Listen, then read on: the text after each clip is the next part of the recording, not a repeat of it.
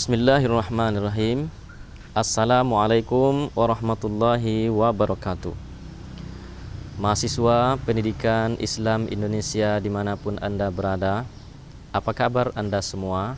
Semoga saya beserta Anda senantiasa di dalam kebaikan Allah Subhanahu wa Ta'ala. Senang bertemu dengan Anda kembali. Saudara, pembahasan kita pada pertemuan kali ini sampailah kita membahas prinsip-prinsip pendidikan Islam. Prinsip-prinsip pendidikan Islam. Kalau kita balik lagi ke belakang, Anda ingat sewaktu kita membicarakan urgensi filsafat terhadap pendidikan Islam. Di sana ada 5 urgensi. Pada poin yang keempat, Anda coba ingat kembali, coba Anda tonton rekaman kita sebelumnya.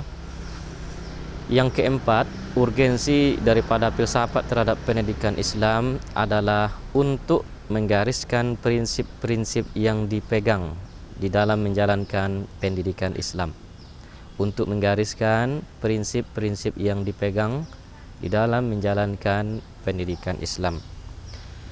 Sewaktu pembahasan tersebut, kita telah uraikan panjang lebar apa itu prinsip, kemudian apa pula gunanya prinsip-prinsip tersebut dipertahankan di dalam menjalankan pendidikan Islam. Prinsip sebagaimana telah kita terangkan pada saat itu adalah nilai-nilai dasar yang dijadikan sebagai acuan umum untuk menjalankan sesuatu. Kalau kita menyebut apa itu prinsip pendidikan Islam, nilai-nilai dasar yang dijadikan sebagai acuan umum di dalam menjalankan pendidikan Islam. Saudara, kalau lagi kita menyebut dengan prinsip-prinsip, ada 2 kali. Sekali pertama, sekali kedua pengulangan kata prinsip, sehingga dia menjadi prinsip-prinsip. Kalau begitu tergambarlah di dalam benak kita bahwa ada sedemikian atau beberapa prinsip atau nilai dasar yang berlaku secara umum di dalam menjalankan sesuatu. Dia tidak satu prinsip, mungkin juga para pakar banyak menawarkan prinsip-prinsip yang semua prinsip-prinsip itu bagi mereka mempunyai nilai-nilai tersendiri dan itu berulang berkali-kali. Saudara, kalau lagi kita sebut dengan prinsip-prinsip pendidikan Islam, sebagaimana tadi yang telah kita utarakan, nilai-nilai dasar yang dijadikan acuan umum untuk menjalankan pendidikan Islam. Karenanya kita dapat berasumsi atau beranggapan bahwa ada banyak prinsip-prinsip sebenarnya. Ada banyak prinsip-prinsip yang mesti dipegang di dalam menjalankan pendidikan Islam. Saudara mahasiswa pendidikan Islam Indonesia, gunanya dahulu pula kita pernah terangkan antara lain untuk mengawal atau untuk mengawasi pendidikan Islam itu sendiri, sehingga pendidikan dijalankan diharapkan dapat berjalan menurut semestinya. Dari mana, dengan cara apa, dan hendak kemana akan dituju, itu semuanya mesti berlaku berjalan menurut yang telah ditetapkan atau diidam-idamkan. Saudara, dengan begitu prinsip ini memegang peranan penting di dalam pendidikan Islam. Dialah pula sebagai garis pembatas, sebagai hijab, sebagai had dia yang tidak boleh dilewati, dan siapapun pelaku pendidikan mesti berlaku semacam itu, berada di sana dan tidak boleh keluar dari garis-garis yang telah ditetapkan. Nah, saudara, tadi telah kita sebutkan ada banyak prinsip dan tampaknya para pakar, para ahli pendidikan telah banyak pula menyumbangkan prinsip-prinsip yang menurut mereka itu adalah perlu di dalam pendidikan Islam. Prinsip-prinsip yang akan kita utarakan berikut ini setidaknya ada 7 prinsip dasar. Insya Allah bagi pelaku pendidikan atau penyelenggara pendidikan, kelembagaan pendidikan Islam dengan menjalankan 7 prinsip dasar yang dapat dilakukan secara umum untuk pendidikan Islam ke depan ini, mudah-mudahan pendidikan Islam dapat lebih cepat melaju untuk kebaikan dan kejayaan negeri. Saudara, mungkin boleh jadi 7 prinsip yang saya utarakan ini ada kesamaan dengan prinsip-prinsip yang telah disampaikan oleh pakar-pakar atau ahli-ahli pendidikan. Nah, kesamaan itu tidak dapat ditampik dan bahkan juga mungkin ada perbedaan. Silahkan Anda perkaya dengan membaca berbagai macam buku.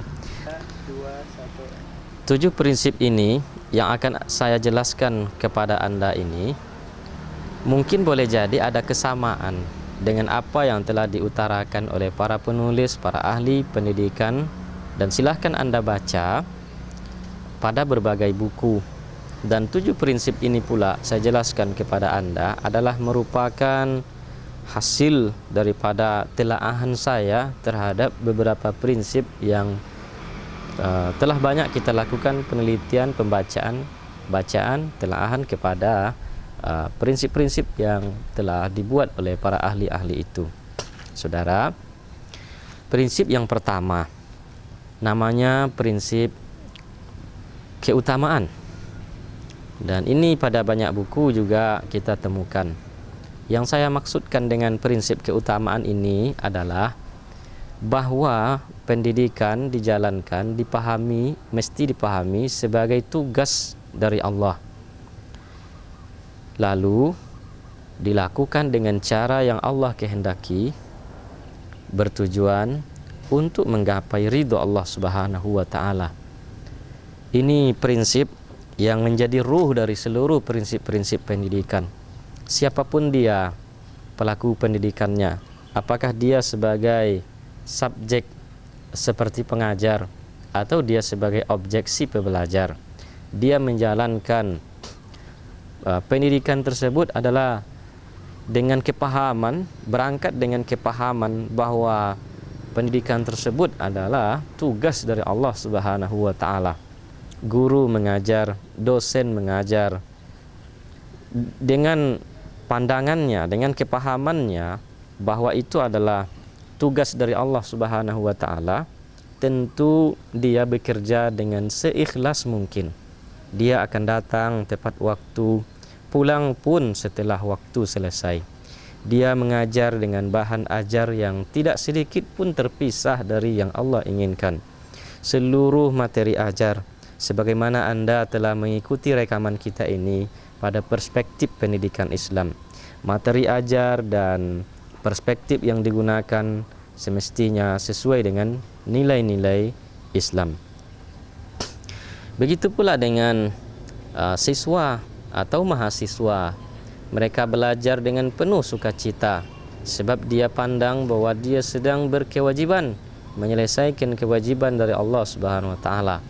Guru ataupun murid menjalankannya selama mengikuti prosesnya adalah dengan seikhlas mungkin, dengan sebaik-baik mungkin, dan tidak satu pun dari kegiatan pendidikan itu yang mereka lalai, dalam arti bahwa semua kegiatan baik si pengajar ataupun si pembelajar memahami betul bahwa mereka itu dilihat oleh Allah Subhanahu wa taala.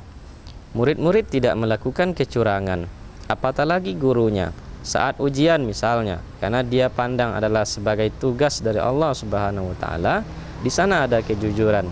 Guru mengajar juga begitu, termasuk di dalam memeriksa jawaban-jawaban murid-muridnya. Betapa kalau pendidikan ditegakkan atas dasar prinsip keutamaan ini, maka akan tampaklah ruh pendidikan. Prinsip keutamaan yang tadinya kita pahami sebagai tugas dari Allah dilakukan pula dengan cara Allah. Tidak ada satu materi atau perspektif pendidikan ataupun prosesnya ataupun apapunlah namanya yang berkaitan dengan pendidikan yang melenceng dari nilai-nilai agama.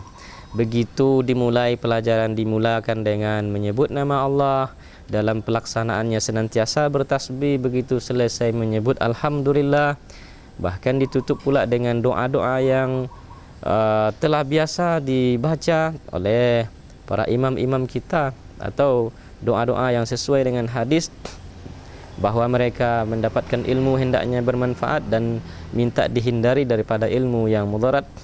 Saudara, begitu masuk waktu solat misalnya, bahkan jauh sebelum waktu solat, pendidikan sudah dihentikan karena menyongsong seruan Allah lebih utama daripada melanjutkan kegiatan apapun di dalam pendidikan.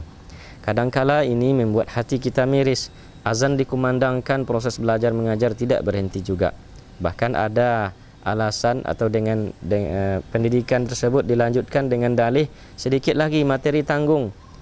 Itu semua membuat kelemahan-kelemahan pada pendidikan Islam itu sendiri.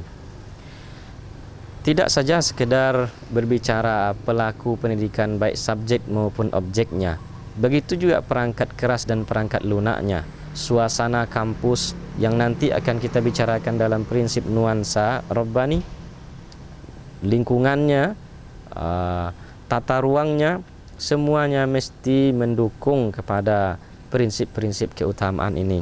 Orang atau warga kampus, warga sekolah paham betul bahwa yang dicarinya di sini bukan untuk di sini. Yang dicarinya adalah ridho Allah Subhanahu wa taala. Yang dicarinya bukan dari kampus dengan cara kampus untuk kampus, bukan sekedar itu. Tapi dia pahami bahwa dia digerakkan, dijalankan, diatur, dihidupkan oleh Allah Subhanahu wa taala. Maka warga kampus menjalankan pendidikan dengan penuh hikmat, dengan keikhlasan, dengan jiwa besar, dengan pengorbanan. Saudara, itu semua dilakukan tidak lain selain daripada mengharapkan ridho dari Allah Subhanahu wa taala. Prinsip keutamaan ini juga berguna, juga dipentingkan, bahkan dia menempati urutan pertama kita buat, sebab dialah pula yang dapat menjadi rel, menjadi pembatas menyelamatkan akidah warga kampus. Tidak boleh kesyirikan di dalam usaha pendidikan, menanggalkan Tuhan. Ada banyak cara orang belajar untuk supaya pembelajaran tersebut disebut sebagai ilmiah.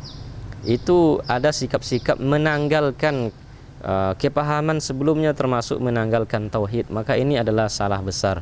Kampus atau pendidikan Islam mesti berupaya menyelamatkan dan memantapkan akidah orang-orang yang menjadi warga dari kampus atau pendidikan itu.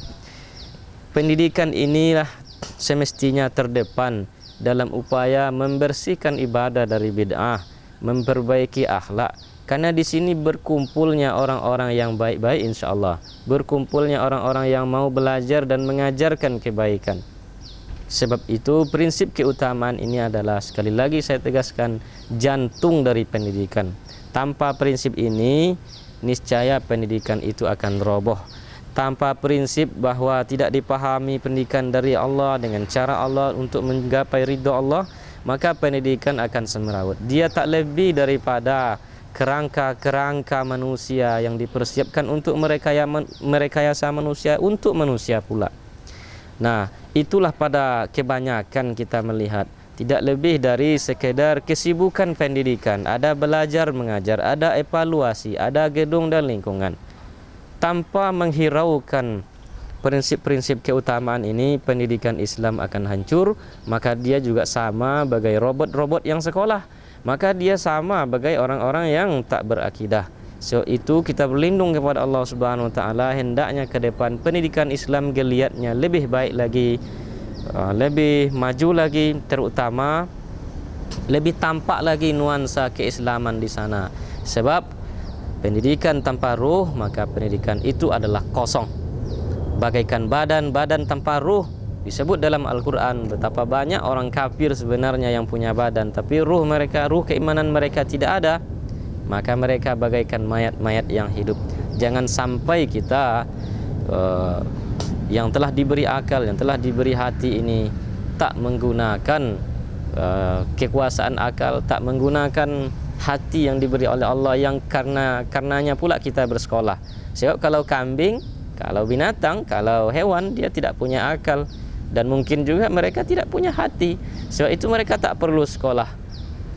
Nah, sekolah ini memang sudah dipersiapkan untuk orang-orang yang berakal. Karenanya orang-orang yang berakal, orang-orang yang berhati, hendaknya senantiasa menjalankan pendidikan ini dengan sepenuh hati, dengan sepenuh akal, menjadi orang yang berakal. Dengan begitu pendidikan Islam insya Allah akan tampaklah geliatnya lebih maju, lebih baik, dan lebih menyelamatkan akidah, ibadah, dan akhlaknya. Terima kasih saudara, ikuti penjelasan saya tentang prinsip-prinsip pendidikan berikutnya. Wallahu alam. Assalamualaikum warahmatullahi wabarakatuh.